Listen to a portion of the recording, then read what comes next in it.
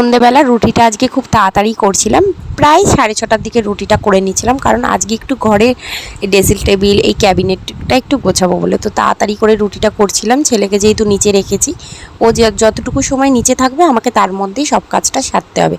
তো রুটি করেই দেখো চলে গেছি ছেলে রুটিটা প্রথমে গরম জলে ভেজাতে, যেহেতু ও 8:30টার দিকে খাবে। সুন্দর সুন্দর জিনিস দিয়ে ঘর সাজাতে কারই না ভালো লাগে, ঠিক তেমন আমারও। কিন্তু যখনই পরিষ্কার করার কথা আসে তখনই কিন্তু আর ভালো লাগে না। এইখানটা দেখো পরিষ্কারই আছে, তবু একটুখানি ভালোভাবে পরিষ্কার করব, আর একটা তোয়ালে পেতে দেবো এর ওপরে, যেহেতু এর ওপরে একটা তোয়ালে আমার পাতাই থাকে। দেখো ছেলেকে নিচে দিয়ে কত তাড়াতাড়ি কাজগুলো করছি, যখন ভালোভাবে গোছানো থাকে না জিনিসগুলো খুব সুন্দর দেখতেও লাগে। এই ক্যাবিনেটটা করা হয়ে যাওয়ার পরই কিন্তু আমি চলে এসেছি এই যে লাইট বক্সের মাথাটা পরিষ্কার করতে। এখানে আমাদের একটা ছবি থাকে, তো সেই ছবিটা একটু নোংরা হয়েছিল, পরিষ্কার করে পরিপাটি করে এগুলো একটু গুছিয়ে দিয়েছে। তারপরে ওটা গোছানোর পরই চলে গেছি ড্রেসিং টেবিলটা গোছাতে।